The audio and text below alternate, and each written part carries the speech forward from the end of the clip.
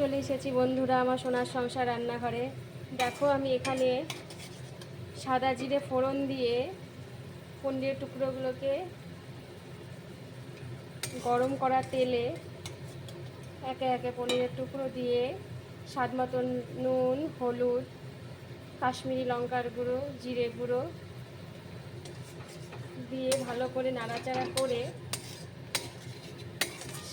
পরিমাণ মতন জল দিয়ে দিতে হবে। সাথে কাঁচা লঙ্কা তো আছেই, আপনারা যতটা ঝাল খাবেন ততটা পরিমাণেই ঝাল দেবেন।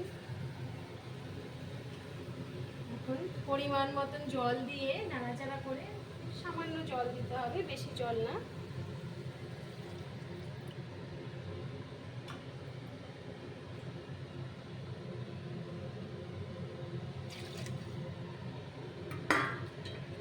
গ্রেট করে রাখা টমেটো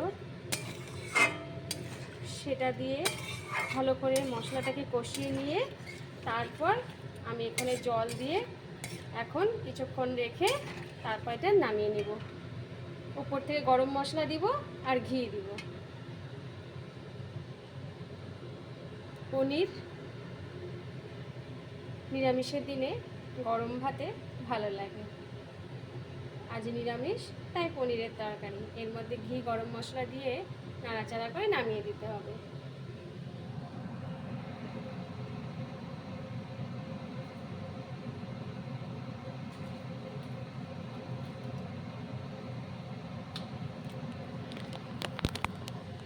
এই আমি এখন দিয়ে দিব সামান্য ঘি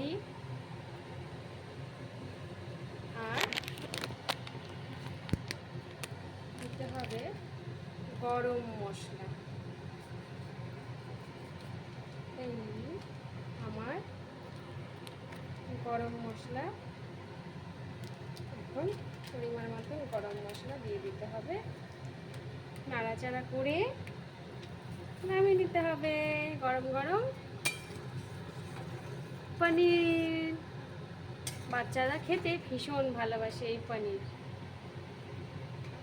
পনির হয়ে গেলে আর কিছুই লাগে না।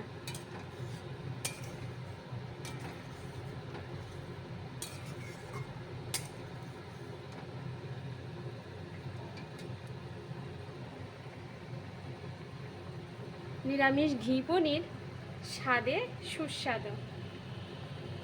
চলো টাটা।